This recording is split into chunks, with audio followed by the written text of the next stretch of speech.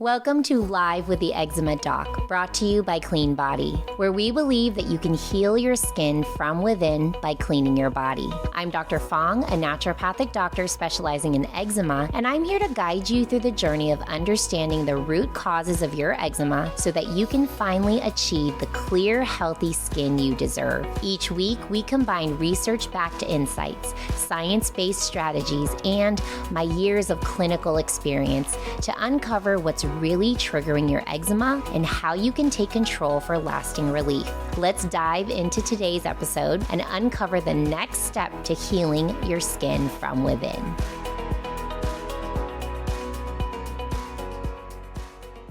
Is your heater triggering your eczema this winter? This is a topic I want to dive into because it is something that has happened to me very recently. Since it has been getting cold, we have been turning our heater system on, our HVAC system, and all of a sudden I started to wake up congested, I was sneezing, and I did not have to guess what was going on here because it is something that I know about, and I would love to share this information with you because it might be something you don't know about.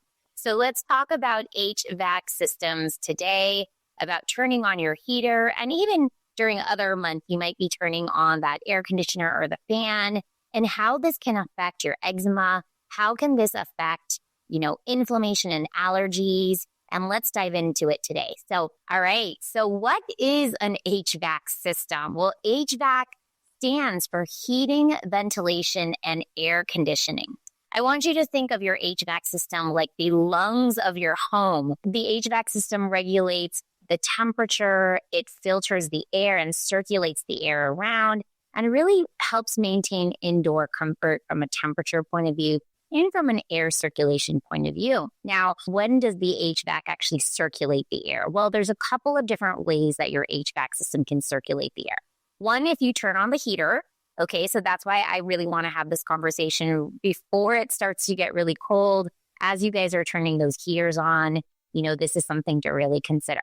When you are turning on the air conditioner, if you do have this in your HVAC system, this can also be another time. So again, this could be actually during the summer times that you're turning on the air conditioner. If you're turning on the fan, this might not be during certain seasons, but you're turning on the fan. And some HVAC systems actually have continuous circulation on. And so this is something that you should know about, and you should know that this air is circulating all the time. And we are inhaling this air. We are literally inhaling this air every second of every day. And the air in our homes it's so toxic. And the HVAC system is one of the reasons why we see such toxicities in the air. So let's go into it a little bit more. What are those hidden culprits that could be hidden in your HVAC system? And why does this matter for eczema, allergies, and other inflammatory conditions? Well, there could be dust mites in your HVAC system. A lot of eczema people have allergies to dust mites. If you have allergies, if you have, respiratory symptoms, even asthma, dust mites could be a big culprit. And of course, we're doing our best to clean the dust mites in our homes, vacuuming, etc.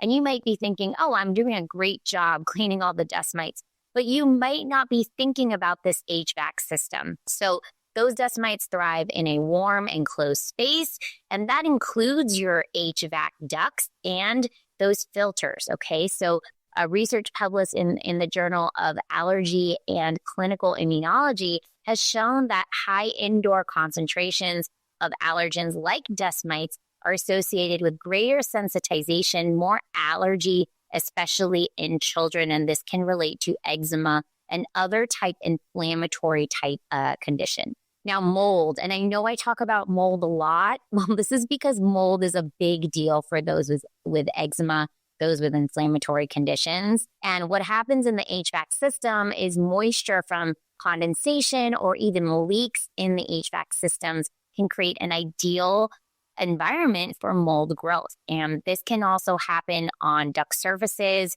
in the fiberglass insulation, or even the vents. So you want to check those vents and just kind of see if there's dust and other mold that might be growing in those areas.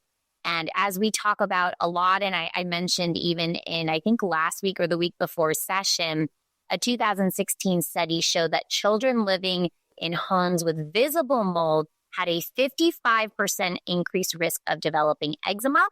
And even prenatal mold exposure has been shown to really increase the risk of atopic dermatitis or eczema in the children of the women being exposed to the mold prenatally. So this is something you guys really should think about. And you might be thinking about mold only, where can I see the mold? You're thinking about, my windows and my bathrooms and things like that.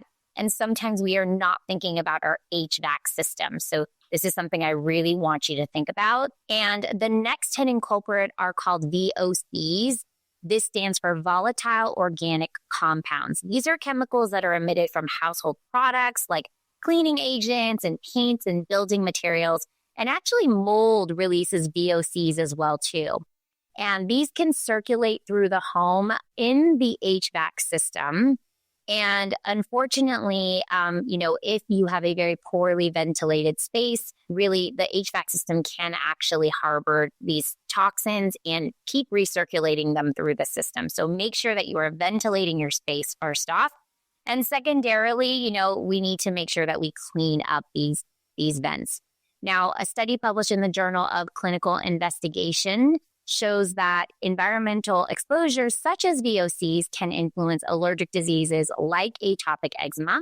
And they do this by promoting oxidative stress and initiating those pro-inflammatory responses. Because remember, eczema is really inflammation. What we're seeing is inflammation on the skin.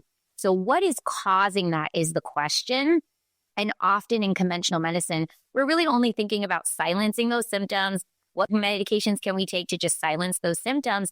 And we're not always thinking about what's actually triggering those symptoms to happen. So VOCs is another one on the list that might be a hidden culprit in your HVAC system. So we know about pet dander and pollen. These are obvious allergens. But unfortunately, again, if you have not cleaned your HVAC system, these can be circulating in that HVAC system, hanging out there, as we see in this picture, just hanging out in those vents. And then when you turn them on, it is now circulating throughout the air in your home. Again, research published in the Journal of Allergy and Clinical Immunology has shown that other types of allergens like pet dander and pollen can also increase your sensitization to these allergens. And finally, we have bacteria and viruses that could be harbored and circulating in the HVAC system.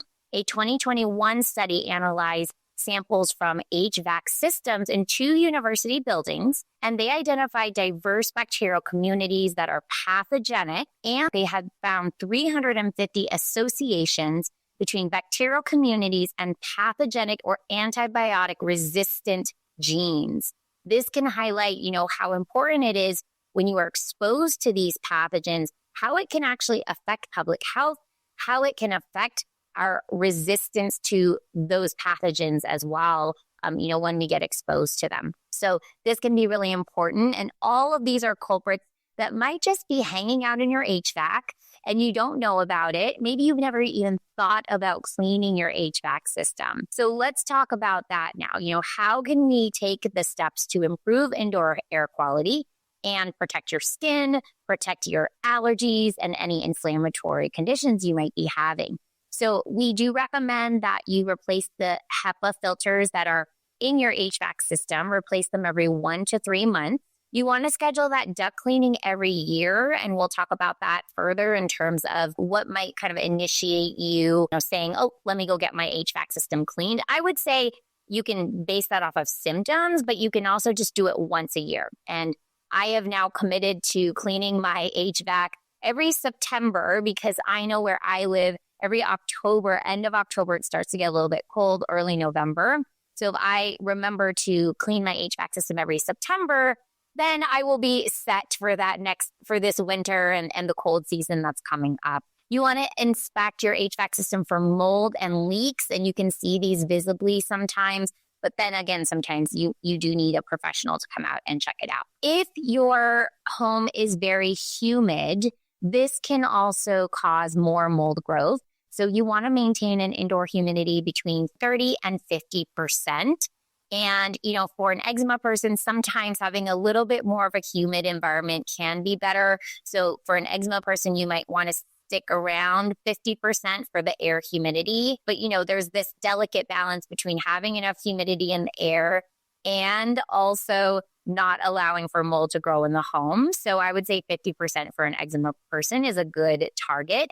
You can actually go on Amazon and just buy a humidifier machine that will actually check the humidities in the air in your home. And so that's something that you can do, and they're quite inexpensive. If you have any condensation issues, so I had a problem with my windows. Our windows didn't have a really good seal, and so there was a lot of condensation that was always coming up, and then mold was actually growing. So we ended up replacing all those windows and getting a really good seal. But there can be this problem in your HVAC system as well. So make sure that you check on that. You can have a professional check on this for you. All right. Reducing dust mites and allergens in your home in general is really important because that is where all the dust mites and the allergens are coming from in the first place. So if you make sure you reduce that in your home overall, then your HVAC system won't have as many of these allergens. You want to make sure that you're vacuuming with HEPA filters.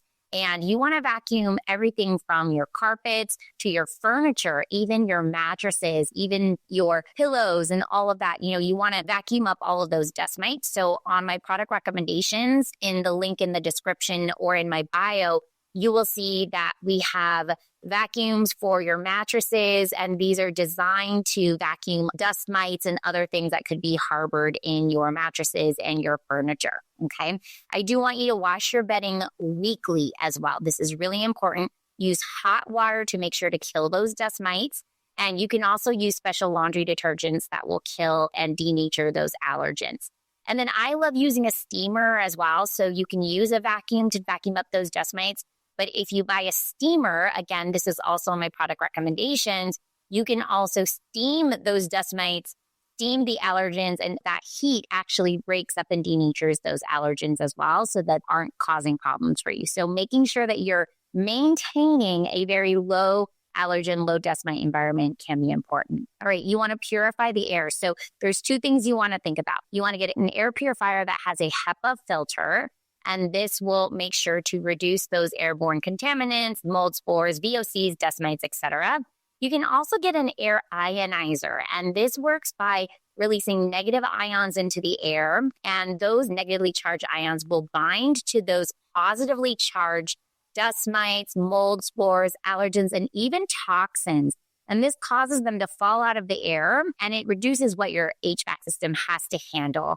But I do want you to make sure that you are getting an ionizer that does not create ozone as a byproduct. Ozone can affect the cilia in your nasal passages. That's really important for protecting you against all of these airborne contaminants. It can also irritate the lungs and exacerbate respiratory or skin conditions. So you might want to make sure that you are looking for an ionizer that is labeled ozone-free or is certified by trusted air quality organizations. Okay, so those are some things you want to think about when purifying the air. Now, I do highly recommend you getting your HVAC cleaned every single year. And again, for me, I'm going to do that right before winter. We use our heater. We don't tend to use our air conditioner, but we do tend to use the heater because we don't have great insulation in our home. So it tends to be really cold in our home. We also don't have carpets. And so it just tends to be cold. So for me, September is a great time to do that. So you need to think about this for you and your home. When would be a good time for you to get this cleaned? But every single year, you need to think about this because your HVAC is going to be accumulating these contaminants. Now, if you don't remember how long it's been since you last cleaned your HVAC, I would, first of all, just recommend just go get it cleaned if you don't remember. But you may also notice a couple of different things, maybe persistent musty odors near the air vents that can indicate some mold growth. If you see a lot of dust buildup in or around the vents, despite regular cleaning. So if you just keep cleaning and every single week you see dust on those vents, that's something that might tell you that the HVAC system isn't very clean right now.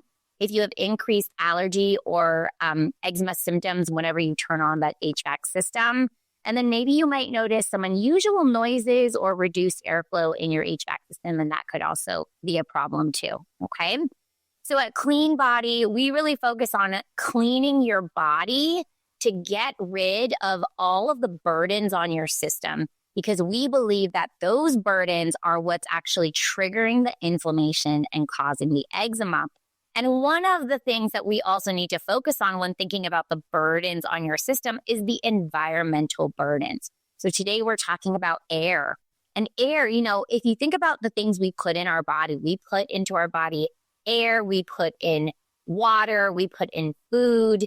And those are the things, sunlight, those are the things that power us up and give us energy.